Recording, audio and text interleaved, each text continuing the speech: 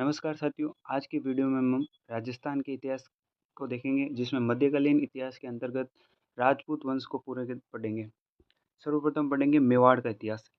मेवाड़ के प्राचीन नाम है मेदपाट, प्रागवाट और सिवी जनपद, जिसकी राजधानी थी मध्यमिका और मध्यमिका वर्तमान चित्तौड़ में स्थित है। मेवाड़ में जो राजवंश थे उनकी दो शाखाएं थी, एक तो गुहिल वंश, दूसरी थी सिसोदिया। मेवाड़ में दो वंश थे, गुहिल और सिसोदिया। पहले हम पढ़ेंगे गुहिल वंश। गुहिल वंश की स्थापना गुहिल ने 566 ईस्वी में करी। इसका एक नाम और था गुहिलादित्य। तो प्रश्न बनता है कि गुहिल वंश की स्थापना किसने करी थी, गुहिलादित्य या गुहिल ने 566 ईस्वी में। फिर गुहिल वंश की 24 शाखाएं थी, इसमें मेवाड़ के गुहिल सबसे प्रमुख थे। गुहिल शासक सूर्यवंशी हिंदू थे। सर्वप्रथम हम पढ़ेंगे बप्पा रावल। बप्पा रावल का वास्तविक नाम कालभोज है। काफ़ी परीक्षाओं में पूछा जाता है कि बप्पा रावल का वास्तविक नाम क्या था, तो इनका वास्तविक नाम था कालभोज। यह हरित ऋषि के शिष्य थे। 734 ईस्वी में मान मौर्य को हराकर चित्तौड़गढ़ दुर्ग के अधिकार कर लेते। इस चित्तौड़गढ़ दुर्ग का निर्माण इसी मान मौर्य ने करवाया था, जिसको बप्पा रावल हरा देता है और शासन स्थापित करता है।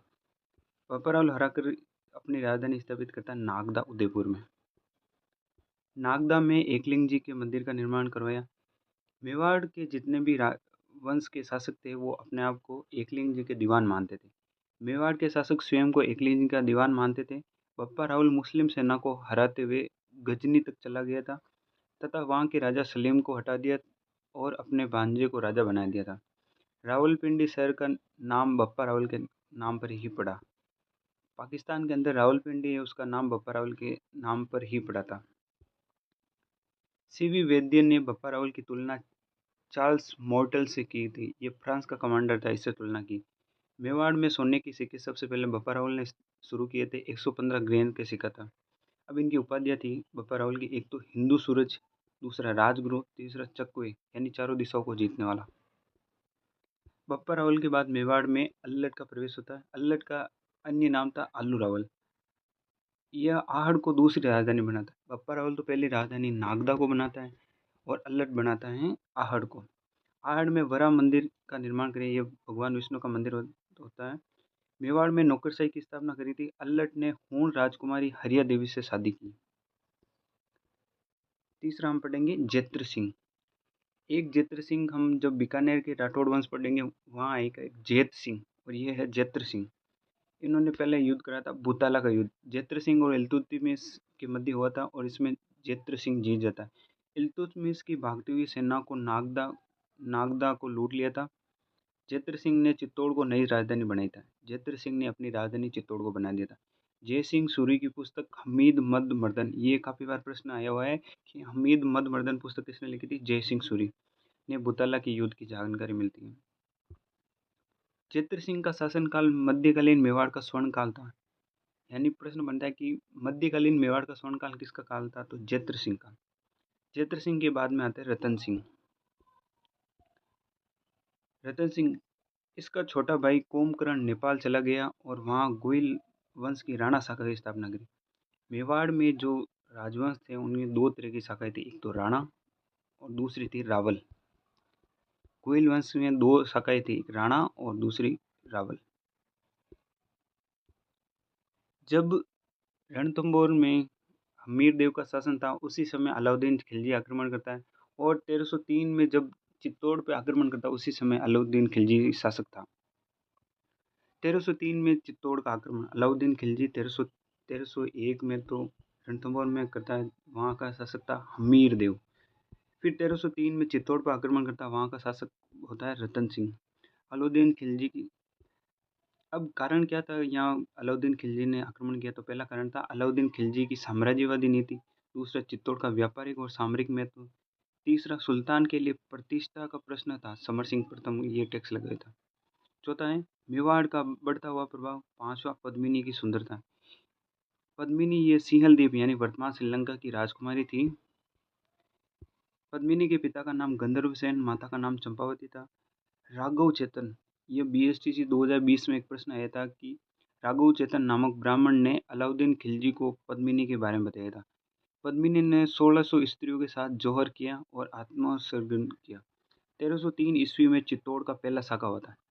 प्रश्न बनता है कि चित्तौड़ का प्रथम साका कब हुआ था? तो ये 1303 में हुआ और किसके समय था, किसने आक्रमण करा था? अलाउद्दीन खिलजी ने। आगे दे रखा है साका क्या होता है? जौहर और केसरिया। पहले जौहर होता है फिर केसरिया होता है। अलाउद्दीन खिलजी ने चित्तौड़ पर अधिकार कर लिया तथा इसका नाम खिजराबाद रख दिया था। जब 1303 ईस्वी में अलाउद्दीन चित्तौड़ दुर्ग जीत जाता है तो इसका नाम रख देता खिजराबाद। चित्तौड़ अपने बेटे खिज्र खान को सौंप देता इसलिए इसका नाम भी खिजराबाद रख दिया। खिज्र खान ने गंभीरी नदी पर पुल बनवाया। खिज्र खान ने यहाँ मकबरे का निर्माण करवाया। इस मकबरे पर फारसी लेख पे लिखा होता है ईश्वर की छाया संसार का रक्षक बताया गया था इसमें। थोड़े दिनों बाद मालदेव सोनगरा को दे दिया गया था। अलाउद्दीन खिलजी की मृत्यु के बाद मालदेव सोनगरा को सौंप देता है। मालदेव सोनगरा को मुछाला मालदेव कहा जाता है। जब 1303 में अलाउद्दीन खिलजी ने आक्रमण किया था उस समय रतन सिंह के दो सेनापति थे, एक तो गोरा दूसरे थे बादल। गोरा बादल इस साके में लड़ते हुए मारे गए थे। अलाउद्दीन खिलजी ने चित्तौड़ में लोगों को कत्लेआम कर दिया था। मलिक मोहम्मद जायसी की पुस्तक का नाम था पद्मावत। इसी पुस्तक ये अवधी भाषा में थे। इसी पुस्तक में अलाउद्दीन खिलजी के आक्रमण का बताया गया। जेम्स टोड और तथा मोनोत नैन्सी ने इस कहानी को स्वीकार किया। सूर्यमल मिश्र ये बूंदी के राज कवि थे। सूर्यमल मिश्र ने इस कहानी को अस्वीकार किया। अमीर खुसरो ने अपनी पुस्तक लिखी थी खजाइन उल फतूह, जिसे कहते हैं तारीख अलई, ने चित्तौड़ आक्रमण का वर्णन किया गया। रावल उपाधि का प्रयोग इससे पहले प्रयोग करने वाला अंतिम शासक था, यानी रतन सिंह अंतिम शासक था जिसने रावल उपाधि का प्रयोग किया। गौरव बादल का बलिदान हमें सिखाता है कि जब देश पर आपत्ति आए तो प्रत्येक व्यक्ति को अपने सर्वस्व न्योछावर कर देना चाहिए। जिस प्रकार गौरव बादल ने अपने राजा की रक्षा के लिए स्वयं के बलिदान दे दिया, उसी तरह हमें अपने देश की रक्षा करनी चाहिए। अब हम बढ़ेंगे राणा हमीर। हमने देखा था कि गोहिल वंश में दो तरह की शाखाएं थी, एक तो राणा दूसरे रावल का अंतिम तो रतन सिंह थे। फिर अब राणा शाखा शुरू हुई थी, राणा हमीर। मालदेव सोनगरा के बेटा बनवीर सोनगरा को हराकर मेवाड़ का शासक बना था। हमीर सिसोदा गांव का था, इसलिए गोहिल वंश की सिसोदिया शाखा की राज्य का आरंभ किया। एक प्रश्न बनता है कि मेवाड़ में सिसोदिया शाखा की स्थापना किसने करी? तो हमीर ने करी थी। सिसोदा गांव की स्थापना राहप ने की थी। हमीर ने राणा उपाधि का प्रयोग किया। हमीर को मेवाड़ का उद्धारक कहा जाता है। प्रश्न बनता है कि मेवाड़ का उद्धारक किसको कहते हैं? तो हमीर को कहते हैं। कुंभलगढ़ प्रशस्ति में हमीर को विषम घाटी पंचानन कहा गया। ये काफी बड़ा प्रश्न बनाया गया है कि विषम घाटी पंचानन किसको कहा गया? हमीर को कहा गया। और किस में कहा गया? कुंभलगढ़ प्रशस्ति। रसिक प्रिया में हमीर को वीर राजा कहा गया है। हमीर ने चित्तौड़ में बरवड़ी माता का मंदिर बनवाया। बरवड़ी माता मेवाड़ के गोहिल वंश की इष्ट देवी है। बाण माता मेवाड़ के गोहिल वंश की कुल देवी हैं। आगे हम पढ़ेंगे राणा लाका। इनका मूल नाम था लक्ष्य सिंह। इनका शासनकाल था 1342 से 1421 ईस्वी। जावर उदयपुर में चांदी की खान इनके समय हुई। सीसा जस्ता की जो खान थी, जो जिसका निर्माण चांदी बनाने के लिए किया जाता है, वो राणा लाका के समय थी। इनके शासनकाल में एक बंजारे ने पिछोला झील का निर्माण करवाया। पिछोला झील के पास नटनी का चबूतरा बना हुआ है। कुंभा हाडा नकली बूंदी की रक्षा करते हुए मारा गया था। अब हम देखेंगे आगे। मेवाड़ के राणा लाका का पुत्र था राव चूड़ा। उसी समय मारवाड़ का शासक था राव चूड़ा। उसकी पुत्री का नाम था हंसाबाई। इसका विवाह राणा लाका के साथ हो जाता है। उस समय ये प्रण लेते हैं कि इनके पुत्र जिसका नाम था रणमल, इसको ही शासक बनाया जाएगा। तब ये राव चूड़ा प्रतिज्ञा लेता है कि मैं आजीवन अविवाहित रहूंगा, इसीलिए इसको मेवाड़ का भीष्म पितामह कहा जाता है। मारवाड़ के राजा चूड़ा की बेटी हंसाबाई की शादी मेवाड़ के राणा लाका के साथ हुई थी। इस समय लाका के बेटे चूड़ा ने प्रतिज्ञा की कि वह मेवाड़ का अगला राजा नहीं बनेगा। हंसाबाई के बेटे को मेवाड़ का अगला राजा बनाया जाएगा। चूड़ा को मेवाड़ का भीष्म पितामह कहा जाता है। आगे चूड़ा के इस बलिदान के कारण इनको कुछ विशेष अधिकार दिए गए थे। मेवाड़ के 16 प्रथम श्रेणी ठिकानों में से 4 चूड़ा को दिए गए थे। इनमें सलुम्बर भी शामिल था। सलुम्बर का सामंत मेवाड़ का सेनापति होगा।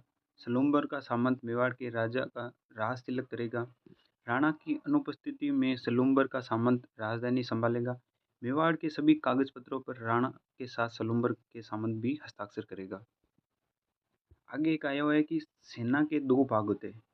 जब सेना युद्ध के लिए जाती थी तो सेना के दो भाग होते हैं। सेना के आगे वाले भाग को हम हरावल कहते हैं, पीछे वाले भाग को चंदावल कहते हैं। आगे हम पढ़ेंगे राणा मोकल। राणा मोकल हंसाबाई का पुत्र था और चूड़ा को संरक्षण बनाया गया था। हंसाबाई के अविश्वास के कारण चूड़ा मालवा चला गया था। उस समय मालवा का शासक था होशंग शाह मालवा। हंसाबाई मोकल का संरक्षण बना था। मोकल ने एकलिंग जी मंदिर की चार दीवारी का निर्माण करवाया था। समिदेश्वर मंदिर चित्तौड़ का पुनर्निर्माण इसी ने करवाया था। पहले इस मंदिर का नाम पहले था त्रिभुवन नारायण मंदिर, बाद में इसका नाम हो गया समिदेश्वर मंदिर, तथा भोज परमार ने इसका निर्माण करवाया था।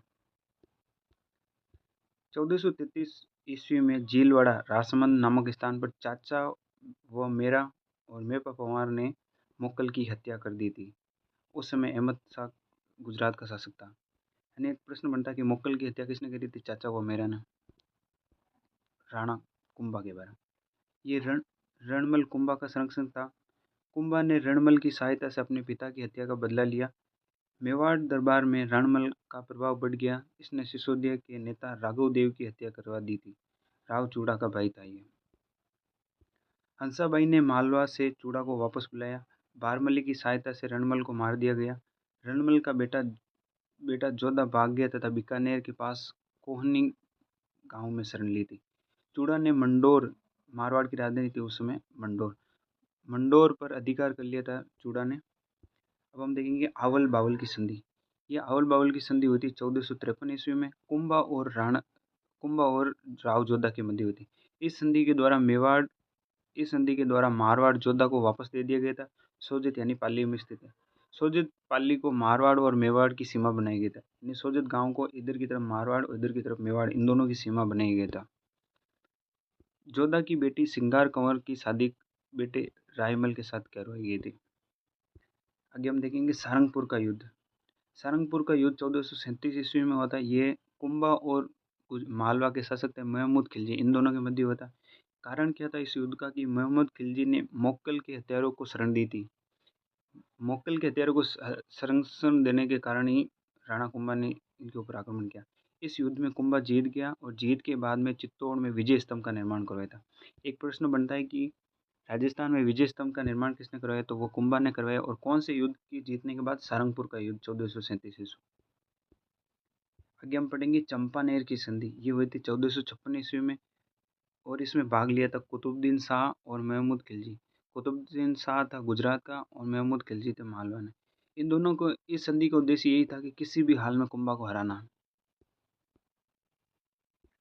आगे हम पढ़ेंगे बदनौर का युद्ध। बदनौर भीलवाड़ा में स्थित है। यह युद्ध हुआ था 1457 ईस्वी में। कुंभा ने दोनों को एक साथ हरा दे दिया। पहले हमने पढ़ा था जो संधि हुई थी, इन दोनों में ये कुंभा को हराना चाहते थे। कुंभा ने सिरोही के सहसमल देवड़ा को हराया था। फिर नागौर के शम्स खान और मुजैद खान को कुंभा ने हरा दिया। कुंभा ने इससे सहायता दी थी शम्स खान को और मुजैद खान को कुंभा ने हरा दिया था। महाराणा कुंभा की उपलब्धियां देखेंगे हम। पहले हम देखेंगे स्थापत्य कला के कारण यानी निर्माण कार्य के बारे में। कुंभा को राजस्थानी स्थापत्य कला का जनक भी कहा जाता है। Very important. हर बार परीक्षा में सवाल बनता है कि राजस्थान की स्थापत्य कला का जनक किसको कहते हैं? तो राणा कुंभा को। सर्वप्रथम पढ़ेंगे विजय स्तंभ। विजय स्तंभ के अन्य नाम है कीर्ति स्तंभ। विजय स्तंभ के अन्य नाम है कीर्ति स्तंभ, विष्णु ध्वज, गरुड़ ध्वज, मूर्तियों का अजायबघर, भारतीय मूर्ति कला का विश्वकोश। ये सभी विजय स्तंभ के उपनाम है। कीर्ति स्तंभ, विष्णु ध्वज, गरुड़ ध्वज, मूर्तियों का अजायबघर, भारतीय मूर्ति कला का विश्वकोश। विजय स्तंभ 9 मंजिला है। इसकी लंबाई 122 फीट है, चौड़ाई 30 फीट है। इसके वास्तुकार थे जेता, पुंजा और नापा। इसके वास्तुकार कौन कौन थे? जेता, पुंजा और नापा। राजस्थान पुलिस तथा राजस्थान माध्यमिक शिक्षा बोर्ड का प्रतीक चिन्ह भी यही है, विजय स्तंभ। राजस्थान माध्यमिक शिक्षा बोर्ड अजमेर में स्थित है। वीर सावर के संगठन अभिनव भारत का प्रतीक चिन्ह भी यही था। राजस्थान की पहली इमारत जिस पर डाक टिकट जारी किया गया था तो वो थी विजय स्तंभ। कर्नल जेम्स टोड ने विजय स्तंभ की तुलना कुतुब मीनार से करी थी। कुतुब मीनार दिल्ली में स्थित है। फर्ग्यूसन ने विजय स्तंभ की तुलना रोम के टार्जन टावर से की थी। स्वरूप सिंह ने इसका पुनर्निर्माण करवाया था। विजय स्तंभ की 8वीं मंजिल पर कोई भी मूर्ति नहीं। तीसरी मंजिल में 9 बार अरबी भाषा में अल्लाह लिखा हुआ है विजय स्तंभ पर। कीर्ति स्तंभ प्रशस्ति के लेखक थे अत्रि व महेश भट्ट। यानी कीर्ति स्तंभ पर एक प्रशस्ति लिखी थी, उसके लेखक थे अत्रि व महेश भट्ट। अब हम पढ़ेंगे कि राणा कुंभा ने कौन कौन से दुर्गों का निर्माण कराया था। कवि राजा श्यामल दास जी की पुस्तक वीर विनोद, ये काफी बार प्रश्न आया है कि वीर विनोद किसकी पुस्तक थी, तो श्यामल दास की। श्यामल दास की पुस्तक वीर विनोद के अनुसार कुंभा ने मेवाड़ के 84 में से 32 किलों का निर्माण करवाया। सबसे पहले देखेंगे कुंभलगढ़ का दुर्ग। कुंभलगढ़ का दुर्ग राजसमंद में स्थित है और इसका वास्तुकार था मंडन। इस किले को मेवाड़ मारवाड़ सीमा का प्रहरी कहा जाता है। यानी कुंभलगढ़ दुर्ग को मेवाड़ मारवाड़ सीमा का प्रहरी कहा जाता है। इसका सबसे ऊंचा महल कटरागढ़ है, जो कुंभा का निजी आवास था। इसे मेवाड़ की आंख भी कहा जाता है। यानी इस कुंभलगढ़ दुर्ग के अंदर एक और है कटरागढ़ दुर्ग, इसको कहा जाता है मेवाड़ की आंख। कुंभलगढ़ दुर्ग में एक प्रशस्ति लिखी गई थी जिसके लेखक थे महेश। इस प्रशस्ति में कुंभा को धर्म और पवित्रता का अवतार कहा गया है। फिर दूसरा दुर्ग पढ़ेंगे अचलगढ़ दुर्ग। इसका निर्माण सिरोही में कराया था 1452 ईस्वी में। कुंभा ने इसका पुनर्निर्माण करवाया था। बासंती दुर्ग और मचान दुर्ग दोनों सिरोही में स्थित हैं और इस पर मेरों का नियंत्रण पाने के लिए दोनों दुर्गों का निर्माण, बासंती दुर्ग और मचान दुर्ग। बोमट दुर्ग भील जनजाति पर नियंत्रण हेतु स्थापित किया था। चित्तौड़गढ़, अचलगढ़, सिरोही, कुंभलगढ़, राजसमंद में कुंभ स्वामी यानी विष्णु भगवान के मंदिर का निर्माण करवाया था। चित्तौड़ में श्रृंगार चौरी का मंदिर का निर्माण भी राणा कुंभा ने करवाया था। रणकपुर जैन मंदिरों का निर्माण 1439 ईस्वी में धरणक शाह ने करवाया था। काफी बार प्रश्न पूछा गया कि धरणक शाह ने कौन से मंदिरों का निर्माण करवाया था। रणकपुर के जैन मंदिर, ये पाली में स्थित है। अब इस रणकपुर जैन मंदिर में एक चौमुखा मंदिर है। इसके वास्तुकार था दीपक है। इसमें भगवान आदिनाथ की मूर्ति स्थित है। इसमें 1444 स्तंभ है, इसलिए इसे स्तंभों का अजायब घर कहा जाता है। मूर्तियों का अजायब घर तो विजय स्तंभ को कहा जाता है, लेकिन स्तंभों का अजायब घर कहा जाता है रणकपुर को। रणकपुर का जैन मंदिर स्थित है पाली में और इसमें खंभे है 1444। अब हम देखेंगे जैन कीर्ति स्तंभ। 12वीं शताब्दी में जीजा शाह बघेरवाल ये जैन व्यापारी थे। चित्तौड़गढ़ के किले में 7 मंजिला इमारत है जिसको जैन कीर्ति स्तंभ कहते हैं। इसे आदिनाथ स्मारक भी कहा जाता है, यानी भगवान आदिनाथ को समर्पित है। अब हम देखेंगे कि राणा कुंभा की साहित्य की उपलब्धि कौन कौन सी थी। कुंभा एक अच्छा संगीतज्ञ भी था, वीणा बजाता था और इस संगीत की उपलब्धि के जो दरबारी कवि थे वो सारंग व्यास थे। इनकी पुस्तक थी सूड प्रबंध, कामराज रतिसार जिसके 7 भाग है, संगीत सुधा, संगीत मीमांसा, संगीत राज। यानी संगीत में अधिक रुचि होने के कारण 3 ग्रंथ तो इसके लिख दिए थे, संगीत राज, संगीत मीमांसा, संगीत सुधा। संगीत राज के 5 भाग है। पहला पाठ्य रत्न कोश, गीत रत्न कोश, नृत्य रत्न कोश, वाद्य रत्न और रस रत्न कोश। जयदेव ने गीत गोविंद पुस्तक लिखी थी। गीत गोविंद पर रसिक प्रिया नाम से टीका लिखी थी। यानी जयदेव की जो पुस्तक थी गीत गोविंद, इस पर राणा कुंभा ने रसिक प्रिया नाम से टीका लिखी थी। कुंभा ने सारंगदेव की संगीत रत्नाकर पर भी टीका लिखा था। कुंभा ने चंडी शतक पर भी टीका लिखा था और चंडी शतक बाणभट्ट की पुस्तक है। कुंभा मेवाड़ी, कन्नड़ और मराठी भाषा जानता था। कुंभा ने 4 नाटकों की रचना करी थी। कुंभा के दरबारी विद्वान। पहले देखेंगे कान्ह व्यास। कान्ह व्यास की पुस्तक थी एकलिंग महात्म्य। इस पुस्तक में ज्ञात होता है कि कुंभा वेद, स्मृति, मीमांसा, उपनिषद, व्याकरण, साहित्य और राजनीति में बड़ा निपुण था। दूसरा दरबारी कविता विद्वान था मेहा। इनकी पुस्तक थी तीर्थमाला। मंडन मंडन की काफ़ी बार प्रश्न पूछा जाता है। मंडन की पुस्तक, मंडन ने वास्तुसार, देव मूर्ति प्रकरण, राजवल्लभ, रूप मंडन, मूर्ति कला के बारे में, कोद मंडन यानी धनुष के निर्माण के बारे में। एक और विद्वान थे नाथा, ये मंडन का भाई था। इन्होंने पुस्तक लिखी थी वास्तु मंजरी, यानी नाथा ने पुस्तक लिखी थी वास्तु मंजरी। गोविंद ये मंडन का बेटा था और इसने पुस्तकें लिखी थी द्वार दीपिका, उद्धार धोरिणी, कला निधि। मंदिर के शिखर निर्माण की जानकारी कला निधि में मिलती है। सार समुचे आयुर्वेद के बारे में जानकारी मिलती है। रमाबाई ये कुंभा की बेटी थी, अपने पिता की तरह संगीत में रुचि रखती थी और इस रमाबाई को उपाधि दी गई थी वागीश्वरी। इसे जावर क्षेत्र दिया गया था। जावर क्षेत्र वर्तमान उदयपुर में है। तिल्ला भट्ट फिर हीरानंद मुनि, ये कुंभा के गुरु थे। कुंभा के गुरु थे हीरानंद मुनि, और कवि राजा की उपाधि उपाधि कुंभा ने दी थी इनको। सोमदेव, सोम सुंदर, जयशेखर और भुवन कीर्ति जैन मुनियों ने लिखी थी। कुंभा ने जैनों का तीर्थ यात्रा कर हटा दिया था। अब महाराणा कुंभा की अलग उपाधि थी, एक था हिंदू सुल्तान, यानी मुस्लिम सेना को हराने के कारण इनको उपाधि दी गई थी हिंदू सुल्तान। संगीत के कारण इनको अभिनव भट्टाचार्य की उपाधि दी गई थी। साहित्य के कारण राणा रासो उपाधि दी गई थी। पहाड़ी किलों को जीतने के कारण हाल गुरु उपाधि दी गई थी। धनुष कला के कारण चाप गुरु, और विष्णु और गुप्त ने भक्त होने के कारण इनको परम भागवत कहा जाता है, और गुर्जर प्रतिहार आदिवरा कहा जाता है। कुंभा की हत्या उसके बेटे उदा ने की और कुंभलगढ़ किले में की जाती। यानी मेवाड़ वंश का पहला पितृहंता उदा को कहा जाता है, जिसने अपने पिता कुंभा की हत्या कर दी थी। फिर हम पढ़ेंगे रायमल। रायमल का शासनकाल 1473 से 1509 ईस्वी तक था। इन्होंने एकलिंग मंदिर का वर्तमान स्वरूप बनाया था। रानी सिंगार कंवर ने गोसुंडी में बावड़ी का निर्माण कराया था। अब एक पढ़ेंगे गोसुंडी अभिलेख। ये संस्कृत भाषा में था, और इसकी लिपि तो ब्राह्मी लिपि, और D.R. भंडारकर ने सर्वप्रथम इसको पढ़ा था। दूसरी शताब्दी ईसा पूर्व में ये अभिलेख मिला था। राजस्थान में वैष्णव धर्म की जानकारी देने वाला अभिलेख भी गोसुंडी अभिलेख। ये प्राचीन अभिलेख है, इसमें भागवत धर्म या वैष्णव धर्म की जानकारी मिलती है। इसकी भाषा है संस्कृत। ये चित्तौड़ में स्थित है गोसुंडी अभिलेख। अब हम पढ़ेंगे पृथ्वीराज। ये रायमल का सबसे बड़ा बेटा था। इसे उड़ना राजकुमार नाम से जाना जाता है। काफ़ी बार प्रश्न बनता है कि उड़ना राजकुमार के नाम से किसे जाना जाता है? पृथ्वीराज के बारे में। अपनी रानी तारा के नाम पर अजमेर किले का नाम बदलकर तारागढ़ दुर्ग रख दिया था। कुंभलगढ़ के किले में पृथ्वीराज की 12 खंभों की छतरी स्थित है। जयमल, ये सोलंकी के खिलाफ लड़ता हुआ मारा गया था। अब पढ़ेंगे राणा सांगा, जिनका मूल नाम था संग्राम सिंह। इनका शासनकाल था 1509 से 1528 ईस्वी। राणा सांगा रायमल का पुत्र था। अपने भाइयों के साथ विवाद होने के कारण श्रीनगर यानी अजमेर के करमचंद पवार के पास जाकर शरण ले ली थी। रायमल की मृत्यु के बाद सांगा मेवाड़ का शासक बना था। राणा सांगा ने 4 युद्ध लड़े थे। पहला खतौली का युद्ध जो कोटा में हुआ था 1517 ईस्वी में। दूसरा बांडी धौलपुर का युद्ध जो 1518 ईस्वी में हुआ था। तीसरा गागरोन का युद्ध 1519 ईस्वी झालावाड़ में हुआ था। 2 युद्ध तो इब्राहिम लोदी से लड़ा था, खातौली और बांडी का युद्ध, ये इसमें जीत जाता है। महमूद खिलजी द्वितीय से मालवा में युद्ध लड़ा था गागरोन का, ये 1519 ईस्वी में। गागरोन का किला उस समय चंदेरी के मेदिन राय के पास में था।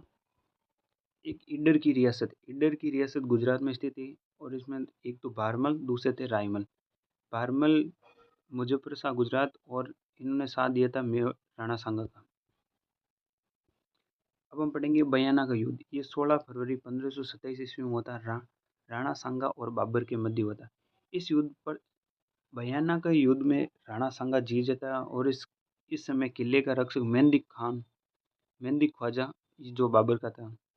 बाबर ने मोहम्मद सुल्तान मिर्जा के नेतृत्व में सेना भेजी थी। खानवा का युद्ध, यह युद्ध मेवाड़ के लिए सबसे निर्णायक युद्ध था। 17 मार्च 1527 ईस्वी में वीर विनोद पुस्तक श्यामल दास के अनुसार 16 मार्च दे रही थी। बाबर ने जिहाद की घोषणा की थी, धर्म युद्ध की घोषणा करी थी। इस युद्ध को बाबर के जीतने का मूल कारण ही जिहाद और धर्म युद्ध था। बाबर ने शराब न पीने की कसम खाई थी। बाबर ने मुस्लिम व्यापारियों को तमगा कर हटा दिया था। सांगा ने राजस्थान के सभी राजाओं को पत्र लिखकर युद्ध में सहायता देने के लिए बुलाया। किस किस को बुलाया था? आमेर के पृथ्वीराज, मारवाड़ के मालदेव जो गंगा का बेटा था, बीकानेर के कल्याणमल जो राव जैसी का बेटा था, मेड़ता के वीरमदेव, चंदेरी के मेदिन राय, वागड़ के उदय सिंह और देवलिया के बागर सिंह, और सादड़ी के झाला अज्जा, और सलूम्बर के रतन सिंह चुड़ावत को भेजा गया था।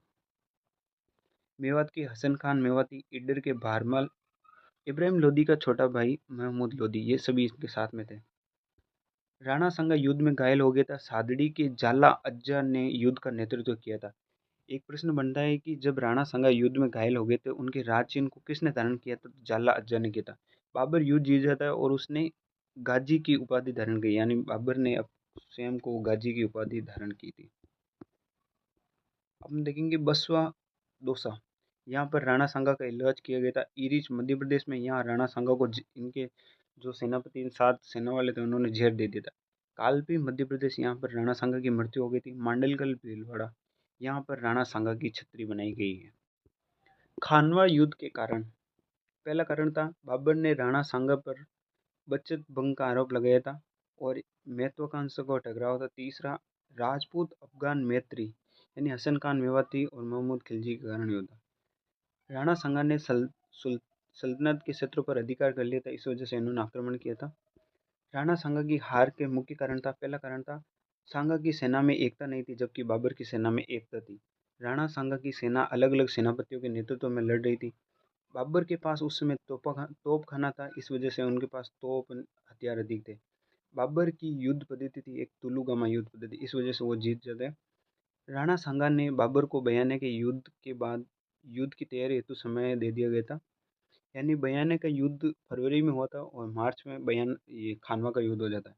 राणा सांगा स्वयं युद्ध के मैदान में उतर गया था। मुगल सेना घोड़ा का प्रयोग करती थी, जबकि जबकि राजपूत हाथियों का प्रयोग करते थे। सातवां कारण है यहाँ पे, मेरे पास राजपूतों की तुलना में हल्के हथियार थे। सांगा के साथ उसके साथियों ने विश्वासघात किया बाबर के, और फिर वो बाबर से मिल गए थे। जैसे रायसीन मध्य प्रदेश के, इनने सलहद्दी कंवर तथा नागौर के खानजादे मुसलमान। अब हम पढ़ेंगे कि राजस्थान के इतिहास में खानवा के युद्ध का इतना महत्व क्यों है। पहला कारण है, अफगान और राजपूतों को हराने के बाद बाबर भारत का शासन करना आसान हो गया था। खानवा के युद्ध के बाद बाबर का भारत पर शासन स्थापित हो गया था। यह अंतिम युद्ध था जिसमें राजस्थान के राजाओं की एकता देखी गई थी। इसके बाद में इन शासकों में एकता भंग हो गई थी। तीसरा कारण था, राणा सांगा अंतिम राजपूत राजा था जिसने दिल्ली को चुनौती देने का प्रयास किया। राणा सांगा के बाद बड़े हिंदू राजा नहीं रहे, जिससे हिंदू संस्कृति को नुकसान होता। पांचवा कारण था, राजपूतों की सामरिक कमजोरी यहाँ पे उजागर हो गई थी। छठा कारण था, इस युद्ध के बाद मुगलों को राजपूतों के प्रति भविष्य नीति निर्धारित हो गई थी। अकबर ने इस युद्ध के स्थान पर मित्रता की नीति अपनाई थी। राणा सांगा की कुछ उपाधियां थी। पहली उपाधि थी हिंदू पद, दूसरा था सैनिकों का भग्नावेश, यानी इसके शरीर पर 80 घाव लगे थे, इसलिए इनको कहा जाता सैनिकों का भग्नावेश। बाबरनामा पुस्तक, यानी बाबर ने अपनी पुस्तक बाबरनामा में लिखा, राणा सांगा के अधीन 7 राजा, 9 राव और 104 सरदार थे। महमूद खिलजी द्वितीय को पकड़ने के लिए राणा सांगा ने हरिदास चारण को 12 गांव दिए थे। राणा सांगा के बड़े बेटे भोजराज का विवाह मीराबाई के साथ हुआ था। राणा सांगा के 4 पुत्र थे, उसमें सबसे बड़ा पुत्र था भोजराज। इनका विवाह मेड़ता के मीराबाई के साथ हुआ था। राणा सांगा के बाद रतन सिंह मेवाड़ का राजा बना। उसकी मृत्यु के बाद विक्रमादित्य को शासक बनाया गया था। विक्रमादित्य, इसकी माता का नाम कर्मावती था। विक्रमादित्य की माता का नाम कर्मावती था, जो इसकी संरक्षक बनी थी। 1533 ईस्वी में गुजरात के बहादुर शाह ने मेवाड़ पर आक्रमण किया। रानी कर्मावती ने रणथंभौर का किला दिया और संधि कर ली थी। यानी 1533 ईस्वी में जब बहादुर शाह आक्रमण करता, तब इन्होंने रणथंभौर का दुर्ग देके संधि कर ली थी। लेकिन 1534-35 ईस्वी में बहादुर शाह वापस आक्रमण करता है। कर्मावती ने हुमायूं को सहायता के लिए राखी भेजी थी कि हमारी सहायता करो। इस समय चित्तौड़ का दूसरा साका हुआ था। हमने पढ़ा था कि चित्तौड़ में पहला साका रतन सिंह के समय 1303 ईस्वी में हुआ था। दूसरा साका 1534 और 35 ईस्वी में हुआ था। कर्मावती ने हुमायूं को राखी भेजकर सहायता मांगी थी और ये चित्तौड़ का दूसरा साका था। रानी कर्मावती ने जौहर किया था। अब वेरी इंपॉर्टेंट है, देवलिया के बाघ सिंह के नेतृत्व में केसरिया किया गया था। जौहर और केसरिया दोनों थे। बनवीर को चित्तौड़ का प्रशासक बनाया गया। बनवीर ने उड़ना राजकुमार पृथ्वीराज की दासी का बेटा था। जो मेवाड़ के पृथ्वीराज थे, उनकी दासी का बेटा था। बनवीर ने विक्रमादित्य की हत्या कर दी थी। पन्ना धाई, विक्रमादित्य की हत्या के बाद बनवीर चाहता कि मैं उदय सिंह को भी मारना चाहता था। पन्ना धाई ने अपने बेटे चंदन का बलिदान देकर उदय सिंह को बचा लिया था और उदय सिंह को लेकर कुंभलगढ़ के आसा देवपुरा के पास चली गई थी। अब हम पढ़ेंगे उदय सिंह। ये उदय सिंह का शासनकाल था 1537 से 1572 ईस्वी। ये महाराणा प्रताप के पिताजी थे। 1540 ईस्वी मावली उदयपुर के युद्ध में बनवीर को हराकर इन्होंने शासन स्थापित कर लिया। 1559 ईस्वी में उदयपुर की स्थापना की थी।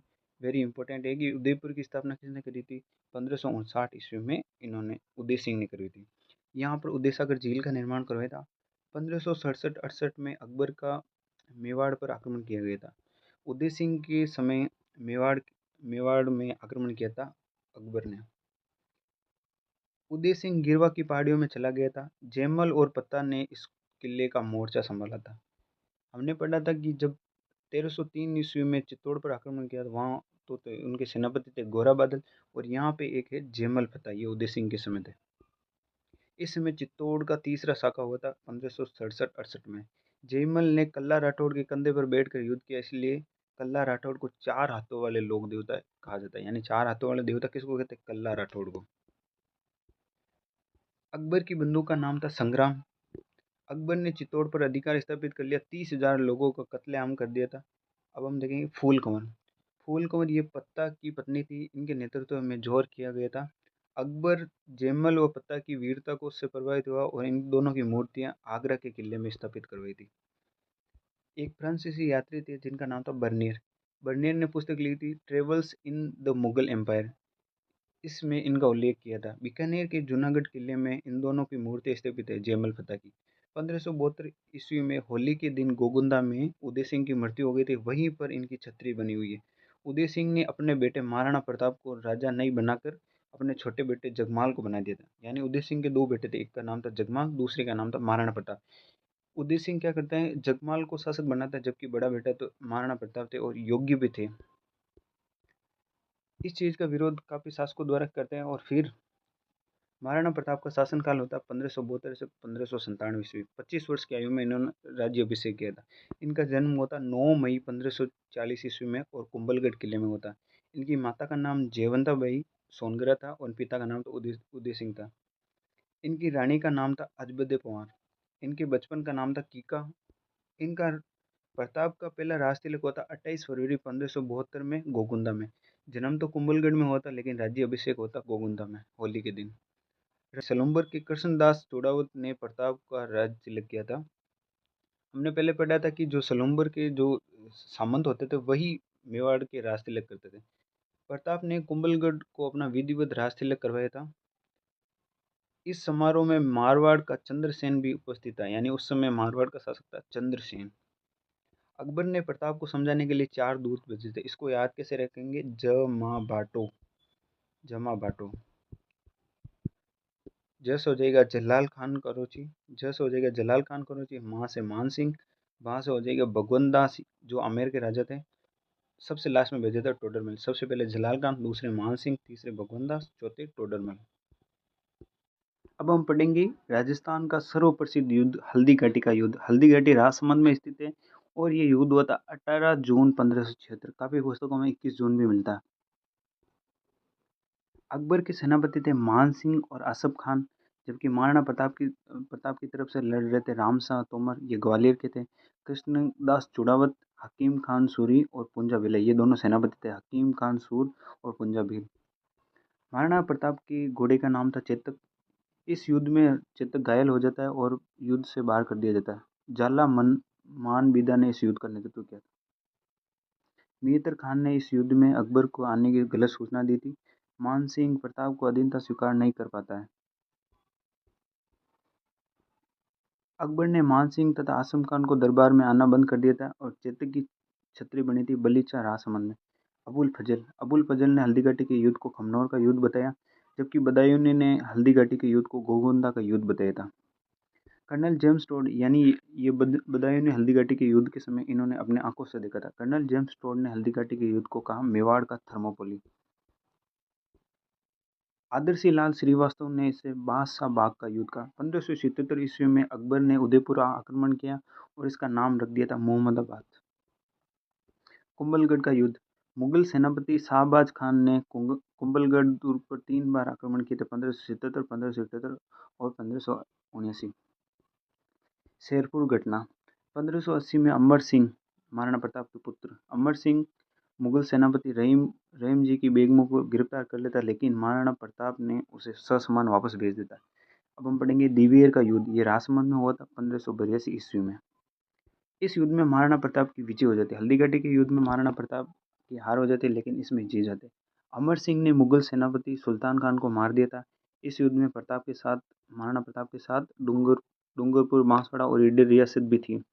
कर्नल जेम्स टोड ने इस युद्ध को मेवाड़ का मैराथन कहा था। 1585 ईस्वी में जगन्नाथ कछवार ने प्रताप पर अंतिम आक्रमण किया था। प्रताप ने चावंड उदयपुर को अपनी नई नई राजधानी बनाई थी, यानी महाराणा प्रताप ने अपनी राजधानी चावंड को बनाया था। प्रताप ने चित्तौड़गढ़ व मांडलगढ़ को छोड़कर शेष मेवाड़ जीत लिया था। चावंड चावंड में चामुंडा माता का मंदिर व महल का निर्माण करवाया था। मेवाड़ चित्रकला का प्रारंभ चावंड से ही शुरू हुआ था और इस शैली के प्रमुख चित्रकार था नासिरुद्दीन। महाराणा प्रताप के दरबारी विद्वान थे चक्रपाणि मिश्र। इनकी पुस्तक थी राज्याभिषेक, मुहूर्तमाला और विश्व बल्लभ बगीचों या उद्यानों की अच्छी जानकारी मिलती है। हेमरत्न सूरी, इन्होंने गोरा बादल री चौपाई नामक लिखी थी। एक रामा सांदू और एक माला सांदू थे। भामाशाह व ताराचंद नामक दो व्यक्तियों ने, यानी महाराणा प्रताप की सहायता करी थी। भामाशाह व ताराचंद नामक दो व्यक्तियों ने प्रताप की आर्थिक सहायता स्थापित करी और लाखों रुपए तथा 12,000 रुपये असरफी प्रदान किए। असरफी का मतलब सोने के सिक्के। भामाशाह को प्रताप ने प्रधानमंत्री बनाया था। प्रताप ने सादुलनाथ त्रिवेदी को मंडेर की जागीर प्रदान की थी। 1588 ईस्वी में उदयपुर के अभिलेख के अनुसार इसमें जानकारी मिलती है। 19 जनवरी 1597 में चावंड में प्रताप की मृत्यु हो जाती है, यानी चावंड को राजधानी बनाते और वहीं पे इनकी मृत्यु हो जाती है। बारडोली में प्रताप की 8 खंभों की छतरी, यानी महाराणा प्रताप की छतरी है बारडोली में। अब हम पढ़ेंगे हल्दी घाटी के युद्ध का महत्व। पहला महत्व है, यह युद्ध साम्राज्यवादी शक्ति के खिलाफ प्रादेशिक स्वतंत्रता का युद्ध था। प्रताप के पास कम संसाधनों के बावजूद अकबर से लड़ा और जनता की आशा और नैतिकता का संचार हुआ। महाराणा प्रताप ने मेवाड़ साधारण जनता और जनजातियों में राष्ट्रवादी भावनाओं का संचार किया था। हल्दी घाटी का युद्ध आज भी राष्ट्रवाद की प्रेरणा का स्रोत है। राष्ट्रीय आंदोलन में युद्ध में ये प्रेरणा स्रोत का कार्य किया था इसने। अब हम देखेंगे कि हल्दी घाटी के युद्ध में हाथियों का प्रयोग किया था। तो महाराणा प्रताप की हाथी थी लूणा, राम प्रसाद और या फिर प्रसाद नाम था। महाराणा प्रताप के हाथियों का नाम था लूणा, राम प्रसाद। अकबर के हाथी थे मर्दाना, ये मानसिंह का हाथी था मर्दाना, और दूसरा नाम था गजमुक्त। आगे हम मेवाड़ में पढ़ेंगे अमर सिंह। 1597 से 1620 इसका शासनकाल था। ये महाराणा प्रताप के पुत्र थे। ये मेवाड़ के प्रथम शासक थे जिन्होंने मुगलों से संधि करी थी। मेवाड़ मुगल संधि ये हुई थी 1615 सॉरी। मुगल बादशाह जहांगीर तथा मेवाड़ के शासक अमर सिंह के मध्य ये मेवाड़ मुगल संधि हुई थी। युवराज कर्ण सिंह के दबाव के कारण अमर सिंह ने यह संधि की थी। शुभकर्ण व हरिदास संधि का प्रस्ताव लेकर गए थे इनके पास। मुगलों की तरफ से खुर्रम ने इस संधि की थी। इस संधि की शर्तें क्या थी? मेवाड़ का राणा मुगल दरबार में नहीं जाएगा, मेवाड़ का युवराज मुगल दरबार में जाएगा, यानी राणा खुद नहीं जाएगा, जाकर अपने युवराज को भेजेगा। मेवाड़ मुगलों को 1000 घुड़सवारों की सैनिक सहायता देगा। चित्तौड़ का किला मेवाड़ को वापस दे दिया जाएगा, लेकिन मेवाड़ उसका पुनर्निर्माण नहीं करवाएगा। मेवाड़ के साथ वैवाहिक संबंध स्थापित नहीं किए जाएंगे। इस संधि का महत्व था, राणा सांगा व प्रताप के मध्य समय से चली आ रही स्वतंत्रता की भावना का पतन हुआ था। संधि के कारण शांति व्यवस्था स्थापित हुई और कलात्मक और सांस्कृतिक उपलब्धियां बढ़ी थी। युवराज करण सिंह मुगल दरबार में गया था। जहांगीर ने उसे 5000 के मनसब प्रदान किया था। जहांगीर ने अमर सिंह तथा करण सिंह को मूर्तियां में लगवाई थी। अमर सिंह ने इस संधि से निराश था और नौचुकी नामक स्थान पर जाकर रहने लगे। ये नौचुकी पाल राजसमंद में स्थित है। इसी स्थान पर राजसमंद झील बनाई गई थी, जिसका निर्माण राज सिंह राजसमंद वालों ने करवाई थी। अब हम पढ़ेंगे करण सिंह। उदयपुर में जग मंदिर महल ये पिछोला झील पर है। इसका निर्माण करण सिंह ने करवाया था। खुर्रम विद्रोह के दौरान इन्हीं महलों में रुका था। उदयपुर में करण विलास और दिलकुश महल भी बनाए थे करण सिंह ने। अब हम पढ़ेंगे जगत सिंह प्रथम। उदयपुर में जग मंदिर महलों का निर्माण भी करवाया था। उदयपुर में जगदीश मंदिर, जगन्नाथ राय मंदिर का निर्माण करवाया था। इसे सपनों में बना मंदिर कहा जाता है, यानी उदयपुर में स्थित जगदीश मंदिर को सपनों में बना मंदिर कहा जाता है। उदयपुर इसी मंदिर में जगन्नाथ राय प्रशस्ति का निर्माण करवाया था, जिसका लेखक था कृष्ण भट्ट। उदयपुर में नौजूबाई का मंदिर बनाया गया था। नौजूबाई दाइमा थी इनकी। जगत सिंह की दानवीरता के लिए प्रसिद्ध था।